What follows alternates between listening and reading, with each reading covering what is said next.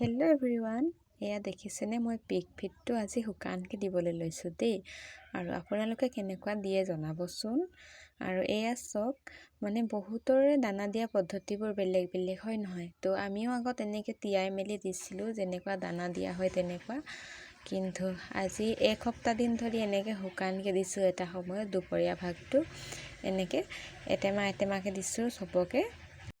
আৰু এমাহমান এনেকৈ দি চাম বুলি ভাবিছোঁ। আৰু ইয়াৰ ৰিজাল্টটো কি হ'ব পিছলৈ নাজানো। আৰু গোটেইখিনিক এনেকৈ দি আধা ঘণ্টামানৰ পিছত আকৌ পানী দি দিব লাগিব, কাৰণ শুকানকৈ খালে ডিঙিটো শুকাই যাব, সেইকাৰণে দিবলৈ লাগিব। তো প্ৰথমতে মই দানাখিনি দি লৈছোঁ, তাৰপিছত আকৌ আহিম পানী দিবৰ কাৰণে। এয়া চাওক, ইমান ধুনীয়াকৈ খাই আছে দেখিছেনে ফ্ৰেণ্ডছ। আৰু অলপ অলপ ইফালে সিফালে পৰি গৈছে, কিন্তু সেইখিনিও খাই ল'ব। আৰু এয়া চাওক, পোৱালীকেইটা কেনেকৈ জুপি চাই আছে, মানে ডাঙৰকেইটাক দিছোঁ, সিহঁতক দিয়া নাই। আৰু এয়া বাল্টিটোত প্ৰায় 1 টেমামান হৈ যাব। তো সিহঁতে পোৱালীকেইটাক দি দিম। পোৱালীকেইটাক বৰ বেছি দানা নালাগে, কাৰণ সৰু হৈ আছে। আৰু ডাঙৰ হৈ আহিলেতো অলপ সৰহকৈ লাগিব, 5টা একেলগতে আছে যিহেতু।